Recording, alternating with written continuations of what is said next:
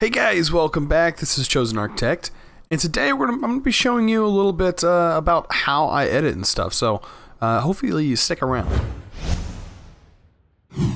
Alright, so the first thing I usually do is I import my footage. Now, if you take a look at my footage right here, as you can see I have a ton of footage. And I do record quite high bit rate, so that's probably why it's so clear. I know a lot of people said that they seem like they're pretty clear compared to a lot of other people. But as you can see, just like this small section right here is 14 gigs, and just this, like, between this last, like, these are the last 3 videos I think I've done. 61 gigs for the last 3 videos. As you can see, I also I separate my icons, or separate my videos with the Doge meme there. But yeah, that's just so I can split my recording, so I can tell where it ends and where it begins. Just a little quick tip, and then I just drag it and drop it into Premiere. So this is my Premiere workspace. This is where I do all of my editing. And when you do drag and drop in Premiere, you of course have to wait a little bit. Down in the bottom right, you'll see an area where it shows it's like pre-buffering the audio for you. Otherwise, you won't get any audio. But what I normally do is I know that my intro is going to be on the bottom because it's the last thing I record. So I always hold my left click, or my left control, and then I click the next one that I want to be in my sequence. Then I go to add new clip from sequence. Alright, as you can see, it all pulls up here. Then the next thing I do is I cut. And I mean I cut. I change my shortcut to C. You can do that in Premiere. You can change your shortcuts. Now, to cut, I just hit C. I highlight and hit C. That makes it so much easier. I set delete to D. And then I also set to ripple delete, which you just saw me do, to shift D. It makes it so much faster. I mean, this chops my time in half. All right, and you see I'm leaving a gap here. That's for something I'm going to show here in a minute. Over here I have my intro, and I do have it set up. I keep it in a sequence. The only reason it's in a sequence is so that way I have my intro. As you can see, it's black there. That's because it slides in, and then I can snap that way.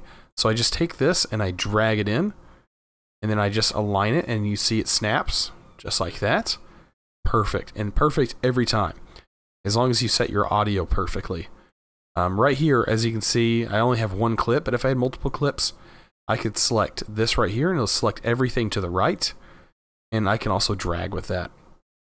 And that's basically how I get my videos set up, and you can see right here. Alright guys, so today, just like that, perfect. Never miss a beat that way. Next step, if I had a cut in my video, say I had a cut somewhere and I wanted it to cut, I'm just going to show you real quick how to do that. So say I wanted to cut right here, or I had 2 clips that I wanted to merge together. I select it, I have my cut, so say this is a cut between 2 videos right here, and I wanted to switch them. I go just over here into the video transition presets under slide, and there's a push preset. It pushes the window, and I just drag and I drop it onto my clips. Then I can select push and change which direction. So if I change this direction, it slides. If I wanted to come from the top, I just click that, and now it'll slide from the top. So that is pretty easy to do. Also, I have a sound effect that goes along with all of that. It's down here on audio track 3. As you can see, I do have multiple audio tracks, one for my game audio and one for my mic. And that is all done through OBS Studio. So you can set that up in OBS, and OBS is free. Free to use, free to download, everything. So that is a free open source software that I highly recommend you use to record. And don't let people tell you you can't record high quality, because as you can see, I'm recording high quality at 1080p at 60 FPS. So it does work very well, and it is very good. What I do is I have this trimmed down, and this audio clip, I can actually pull it up and show you. That's all it does. And it makes a really cool swishing sound. And that's a royalty-free audio sound.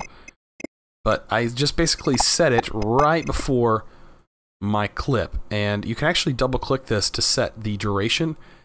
By default, you can change the default settings. I think the default settings is like 30. If we go under Preferences, under General, I think it's actually under General. I'm not for sure. Yeah, video transition default duration. You can change this. I have it set to 10, and 10 works out perfectly for me for just about everything. You can also change your audio transition default. I like to keep mine at 1. I do change those manually though a lot of times. But for most things, the transition speed at 10 seconds or 10 milliseconds works great. And as you see, this is what the transition looks like. So if we take a look at this full screen by hitting the tilde key, so yeah, it does work very well, I have to say. So of course, Control Z to go back and remove cuts. Another thing, you can remove cuts just by clicking on the cut right here and go join through edits, and that will remove cuts. I did have a problem before. I didn't know how to remove cuts, so I would have a bunch of cuts and I would just leave them in. If you don't want the cuts there, you can of course remove them. Then over here in the very end, this is like the next step I do. This just helps make videos really quick. I take at the end and I cut the excess off that I don't need. And then I zoom in here and I know I'm going to say thanks for watching. Thanks for watching. Just like that. And right before I say that, I drag my end card screen to the end. Now this is also another sequence, but I don't have it in my sequence bar. This is a sequence that I made. I think I can double click and show you. Yes, this is the sequence that I made. It has no audio, nothing like that, nothing fancy. But yeah, it has all of my stuff here, and I did make this just with within Premiere, so you shouldn't have any problems there. But of course, you can keep that sequence here, just drag and drop a new sequence over top of this, and then thanks for watching. As you can see, it goes and it plays. Perfect. All right. After I get all that done, my next step is going to be to select all of my audio. And right over here, I go to unlink. You can click the unlink button right here, link selection. You can actually uncheck that and then it won't be linked anymore. I just like to do it this way. Sometimes there's things I want to keep linked, but I want my audio that I'm speaking to be highlighted. Then I usually scrub through, find an area where it's about average with everything else. But I watch my actually get even more. As you can see, my peak is going to about 6. As you can see, when I was talking, it should be about the same level as this video as well, so you may be a little confusing there. But I like to keep it at -6 dB. That's just for my audio. Basically, all my audio I like to keep at -6 dB, so it gives room for high stuff. And that's why I kind of look for the average. I do have in my OBS settings, with the mic I use, in my settings, I have it set to go ahead and add 8 dB worth of gain to my audio. Because my mic, I have 3 different settings on this mic. One of those records high quality, but it records at a low volume, so it needs to increase that. And the mic I'm using is just a Blue Snowball. It is a very cheap mic, under 50 bucks, and it's a USB mic, so you can get high quality out of your mic if you want, and you can do it in Premiere, and it's pretty easy to do in Premiere, as I'm going to show you. So this audio level is about right. Connect to our network. So in this area, it seems a little low. Place this on. So if I just do that, all we need, it looks like I need to add some gain. So to do that, I hit G, and then I'll up the gain by 2 dB. And we'll see what that gets us. It's pretty fast. Cases, and that's a lot better. More average. 2 of these, even at the beginning. Hey guys, well, you'll see it's peaked but it's not that bad to have that at the beginning. It's not doing that through the whole video, so it's not that big of a deal. But yeah, so the next step, I do have some presets. I will show you what those presets consist of. YouTube mic, I have this set up. I just drag and drop on my audio. If I select my audio here individually, we'll get our effects control plopped up in this window. I do have the windows set up a little bit different than default, just in case you want to know how this is set up. All this is this stuff folder right here pulled up. It's just a bin. I just have it so I can easily access all of these things, as you see right there. That was actually a font problem that I have. I had to reinstall Windows, and yeah, there was a font that you can see right here. It was all messed up. But yeah. Here is all the presets. So I set a EQ, which at the moment it says obsolete because I'm using an older version from an older version of Premiere. I'm at CC 2017 at the moment, and they have a whole new set of audio presets. At the moment, I'm using the old versions. I do need to change those eventually, but right now it's okay. What I do is I just basically have it set to a high enhance. And I just raise the highs, and this is going to change depending on your mic and depending on your volume and the tone of your voice. So you're going to want to change these. I mean, some of these settings you can copy. The dynamic, as you can see, I have a dynamics set. This one's a little bit confusing. So I have a compressor. The compressor helps a little bit with the highs and kind of raises the volume a little bit. And then I have a limiter. Now the limiter prevents my audio from clipping at over -3 dB. I don't want it to clip, and this kind of helps prevent it from clipping. And then this was automatically set as default. So everything else is default. I'm going to have it set to soft compression. Okay, so that is all set up.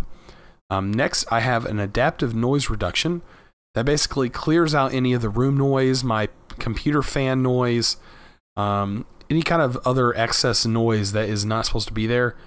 It will track that noise and it will remove that noise. So that's something to keep in mind as well. If you have kind of a fan going on in the background, this will help with that. And by default, I just have it set to default. Besides, I select high quality mode. Other than that, everything is default. And that's it. That's all you have to do to set up your recording for your mic. So the next step, I add a track down at the bottom, and then I go ahead and open up my browser, which I use Chrome, and I go to 99lives.com, as you can see up at the top. I love 99 Lives. This is a great free music service. At the moment, I was getting a little bit of complaints of playing the same song over and over again, which I was doing.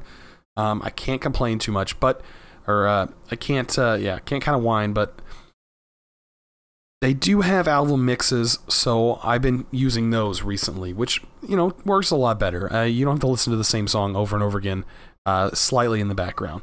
They do release new music very often. I've only had one issue with using their new music right away. It was just a simple copyright claim on the video, but then it shortly got removed. So I think it was some third party that claimed it. But other than that, I've not had any issues, especially with these album mixes. Don't have any issues. So the last video I used the level up. So this one's going to be Lucky Block. So if I click this, it's going to start playing. I'm actually going to not play it right now. But as you see, if you sign up, all you have to do is create an account. You can use YouTube to create an account if you want to. You can just download the track right away. And it's going to start downloading. And then I like to copy this right here and paste it in my description, because you're supposed to. I have a section dedicated down in the bottom of even this description. It's going to have this song in there, this music. It's going to be down there in the description. So if you check down there, all the links will be there. It'll take you to 99 Lives, and you'll be good to go from there, finding the website. So this is a great music service to use, and I highly recommend it, especially if you're starting YouTube and you want to do that. So after this is downloaded, I take it, and I drag it into Premiere and just drop it in. This is what I was talking about, this cue down here on the bottom right hand corner. It is buffering the audio. That's basically all it's doing. It's conforming the audio is what it says, but it's like creating a ghost track. So that way it can stream it pretty fast and doesn't cause, like, it doesn't jitter and doesn't play the audio correctly. So this way it'll play the audio correctly. And it only takes a little bit of time depending on the size of your song, depending on the size of your audio track or video track. It might take a while, and it also depends on your hard disk write speed and read speed and your CPU. So just keep that in mind. So now that it's done, I can drag and drop it down in here, and it's going to be pretty loud. Pretty loud. So I don't even want to play it because I know how loud it's going to be, especially compared to everything else I do. So I immediately, over in my audio mixer, and if you don't see the audio mixer, you can go to Windows and find your audio mixer, audio track mixer. I actually think it's the audio clip mixer that I'm using, audio clip mixer. So find that and create it if you don't already have one, and snap your windows. But I can see all 4 of my audio tracks currently, and it'll only show right here. As you see, this track is not highlighted because the 3rd track is only right here. You have to actually have your cursor highlighted over what you're editing. Okay, so I always take this down to -35. Doesn't matter. That's the first thing I do. -35 dB. Okay, then I go over here and I highlight this, and I can snap now. And then I take it over by holding Shift and the right arrow key. I can scrub 30 frames, and I did it 3 times, so 90 frames I scrubbed over, and I cut my audio right there. Do the same thing for my other one, and I scrub and cut. Then I go here, I right click, and I select Apply Default Transition, just like that. By the way, my intro was made in After Effects. I made that in After Effects, so that is a little bit different. As you can see, I got the bars moving across, and then it opens and kind of moves a little bit. But right here, I set that to 12, -12. And it should sound like this. Let's transmit her. Alright guys, so today, so it actually edits in real nice and works out perfectly. Okay, so to move clips like I'm doing right here, this is to jump to the next cut. It is your up and down arrow key you can use to jump to your next cut. So that's a quick way of moving to the end of the clip, unless you have a bunch of cuts. Thanks for watching. So my next cut on my audio is right here, and I go over 5. So as you can see, 1, 2, 3, 4, 5. Cut. And then I go ahead and add a transition, audio transition. And then this is set to 1 second. I type in 200. That makes it 2 seconds. So it's going to transition into the next song, or into the song at the end. Then I take this over, and I'm going to cut this audio clip and then delete this audio clip. I don't need it. I only need it to extend out to here. Then I just add another default transition to the end. Make sure to double click it and add 200. That's going to make it 2 seconds long. Now in the middle, it's going to be at -35 dB. What I'm going to need to do is I want to get this to 6. So all I do is I just increase the audio. And I keep an eye out right here. Right here, as you can see, it was staying around 6, and that's where I want to keep it. So it's like -2. And I do that for all my videos. And it stays like that. So it'll transition, guys, and as always, thanks for watching. And as you can see, at the end, I'll have my end cards. It has to be 20 seconds for your end cards. So I leave a section for 20 seconds at the end. And it makes sure, having this end card set up like this, makes sure that it's always going to be 20 seconds. So that's pretty easy to do. Alright, so the next step, you hit Control-M. And this menu should pop up when you hit Control-M. And I have a few things set up over here on my format. So, the format needs to be set to H.264. And that's pretty easy to get to. I mean, it's just right here. You just drop down the menu, H.264. Then the next step is you need to create a preset. The first thing I want to show you is this is the one I normally use. It's around 20 to 30 bit rate. But you don't have to use a bit rate that high. I just use the at least 230 bit rate, or 30, I think it's 30,000, no, it's 30 megabytes per second. You don't have to use it that high because it's going to create a pretty large file. Just this file that I have right here, which is about 25 minutes long, is a 3.5 gigs. So you're going to have to keep that in mind. Also keep in mind your upload speed, because if you cannot upload to YouTube very fast, you might not want to have a 3 gig file. It will take a really long time to upload if you don't have a good internet connection. Now, upload speed isn't everything though, because also it takes time to encode this video. So for me, it takes about an hour. On even a 5 gig video, it takes about an hour, but I have a very good graphics card and CPU in this computer. So it doesn't take me as long to encode. Now, so just keep in mind that these settings, it will get you good quality, but it also, you're risking you're cutting time out of other things you could be doing.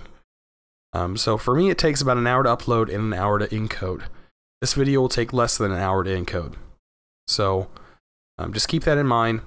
For a normal computer, say I have a laptop. That's not the greatest laptop in the world. It doesn't have a graphics card or anything in it. It has Intel graphics built into the CPU. So it would take ages to just encode this video, and then to upload, it would upload fine, because I have 100 meg down and about 15 meg up. So if you don't have a good upload speed, uploading to YouTube will be really hard to do. But yeah, so everything that I have set up here, because I record at 1080p at 60 FPS or 59.94. As you can see right here, if I uncheck this, this is my frame rate. I want it set to be the same as what I recorded at, because if you don't, you're going to see a lot of weird things happening in your videos. You're going to see blurring. If you change your frame rate, your video will be really blurry. It'll have like a blur effect every time you move. It's not something you want to see in gaming videos. It can actually make you sick watching videos like that. So yeah, you're not going to want to do that. You want to keep everything the same as your encoding settings, the same thing that you, same as your output. You want that to match. The only thing you want to change is your bitrate. Also set to render at maximum depth. The render at maximum depth helps with color. So that's what I have set there. It helps with color in between transitions and other items you add into your video. So I have that checked. I keep it at the variable bit rate, and it does 2 passes on the variable bit rate. I also record with a variable bit rate. And it will only go up to, I think, 50,000 or 50 megabytes per second. So I don't have to worry about it there. But I do drop these down to 20 and 30, and I keep them around there so it stays within that threshold. It keeps the quality really crisp and really clean, and I like it. So, and it gives me good quality, so I appreciate that. Right here, I have a few of my other videos that I have done, and so what I want to do is I normally just make things faster. I select them. I have dashes. I do name them what I'm going to name my episode, and that is to help with getting my videos out there. It's hard to describe, but your search rankings are also linked to the title of your actual raw video, so you're going to want to name that the same. Believe me, it does work.